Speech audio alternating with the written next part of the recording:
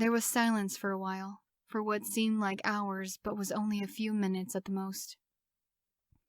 No one seemed to know what to say at all. During the silence, I went and looked through even more pictures. As I did, more memories went through my mind. I remembered Gustav asking me to marry him, as well as all the preparation for the wedding. I remembered being a bit scared when he told me that he was a vampire, but eventually accepting it and wanting to be with him no matter what. I also remember asking him, begging him to turn me into a vampire so that we could be together forever. I also remember him refusing, telling me that he didn't want to ruin my life. As the memories came back to me, I could feel a few tears fall from my eyes. There were tears of happiness rather than sadness. Instead of making me feel more confused and scared, seeing the pictures and having the memories made me feel very happy. It made me wish I had never been away from Gustav. Yes, there was still a little fear and confusion there, but it was mostly happiness. I wiped my tears away and smiled as I looked at Gustav, reached down and put my hand over his, and said, "Gustav, my darling, I do not know how it is possible that I'm here, talking to you. However, I'm very happy that we're together again. I feel as if I've been away from you for a very long time, perhaps even for centuries." Gustav went and put my hand in his, then said, after a bit of hesitation, "Alina, I am unsure as well as how you have come back to me after all this time. You have been away from me for more than a century." My smile left my face when I heard what he said. I was silent for a while when I looked at Cerise and Henry and said, "Is this true?"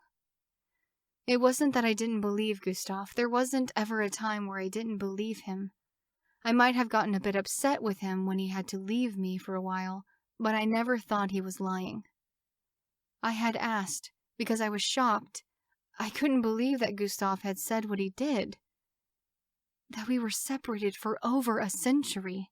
I thought that it had been a shorter time, perhaps 10 years, even though it felt longer. Whenever Gustav and I weren't in the same place, it always felt much longer than it was. Cerise and Henry were silent for a while before Henry said, "Yes, Miss Alina, it is true." He paused, then said, "There was quite a bit of unhappiness when you were no longer here, in this house." I took a breath or two before I said to Gustav, squeezing his hand a bit, "I did not want to leave. I wanted to stay here and marry you. I love you, Gustav. From the moment we met, I felt that we should be together. I was told, however, that—" I trailed off, really not sure what to say or how to say it.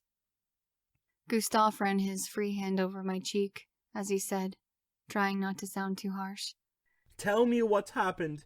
Tell me who took you away from me and who made you forget me." I was silent for a little while, as I was trying to find the words to say to him.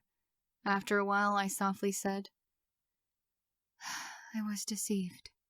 I still cannot believe I let it happen, but I did."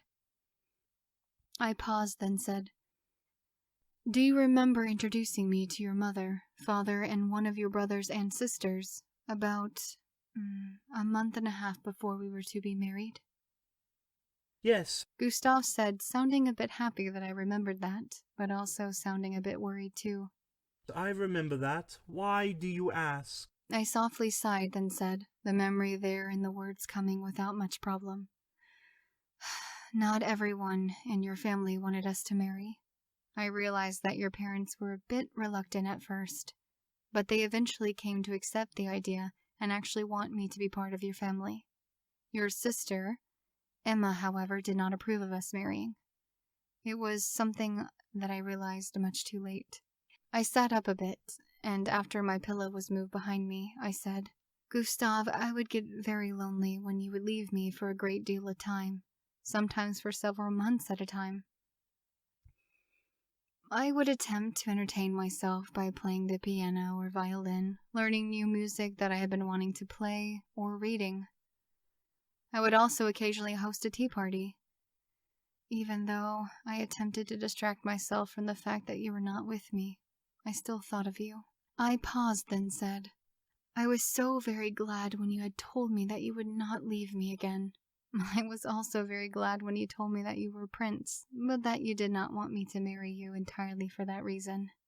I was not even sure if I wanted to continue to be a prince, Gustav said.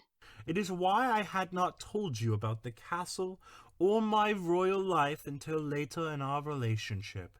I did not want you to marry me for something that may or may not still be there. I smiled a little, then said, Yes, I know. I myself was thrilled about the fact that I could become a princess if I married you. At the same time, though, if you had decided not to stay a prince and live as a normal vampire, I would have been just as happy. I frowned a bit when I continued on with my story. I was a bit nervous meeting your family, but was glad that they accepted me. When you would travel to your castle to deal with whatever issues you needed to, Emma would sometimes show up. Your brother Emil had visited with me once or twice, but it was mostly your sister that would come here. She would keep me company and would make it seem like she was attempting to help me prepare for the wedding. At one point, though, she had asked me if I were entirely sure that I wanted to marry you, and that you would not always be around me. She at one point had also said that us marrying was a bad thing, and that you weren't really in love with me. I looked at Gustav and noticed that he looked angry and a bit betrayed, which I could understand. I felt him let go of my hand and saw him stand up. I noticed him start to pace the room before he said, Emma is a bit manipulative and has always gotten what she wanted. I had thought that perhaps she would not want to disrupt our happiness, but I was very wrong.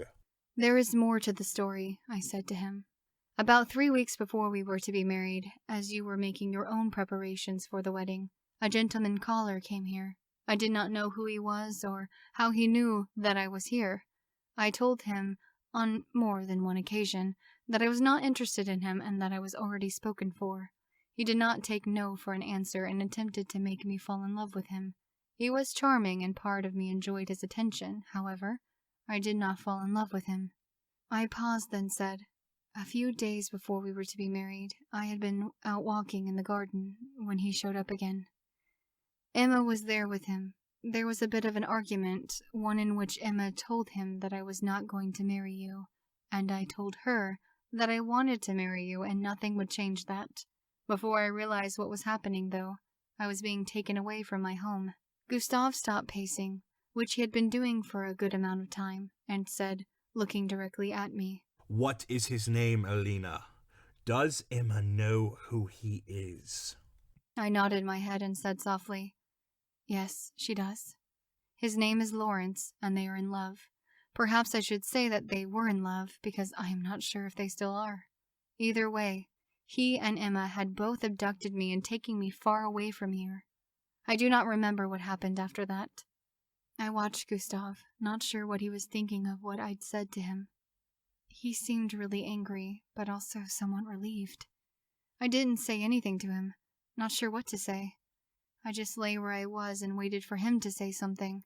Eventually he said, It seems I need to have a talk with Emma about what she did. How dare she take you away from me? He paused, then said, Even though I am very angry about what you have told me, I am also relieved to know what happened to you. And I am also relieved to have you here with me. I am not sure how you will react to this, but I need to send for Emma. I looked down and said, after a little while, Must you? I would much rather not see her. I could hear Gustav walking over to me, and I looked up when I felt him grab my hand. I am not about to allow her to get away with what she did, he said. She may be spoiled, but she cannot manipulate every situation to her advantage. He paused, then said, his voice softening a little. If it would make you feel better, however, I can send for my parents and brother as well. I smiled a little, then said, Yes, I would feel much better if you would do that. I am sure there will be many questions, but we can answer them together. Yes, of course, Gustav said.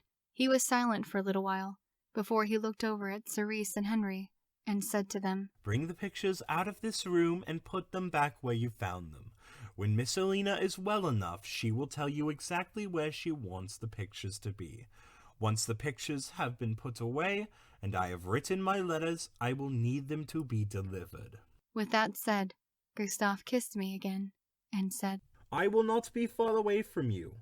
If you need anything, call for me, Cerise, or Henry. For now, though, you need to rest." I didn't say anything to Gustave, just nodded and reluctantly let go of his hand. Cerise went and helped me lay down in bed. I then watched as the pictures were picked up from the bed and taken out of the room. I also watched as everyone left, Gustave being the last to leave. Once everyone left, a good amount of tears left my eyes, from all the different emotions I was feeling and had been feeling. After crying for a while, I felt my eyes close and myself fall asleep.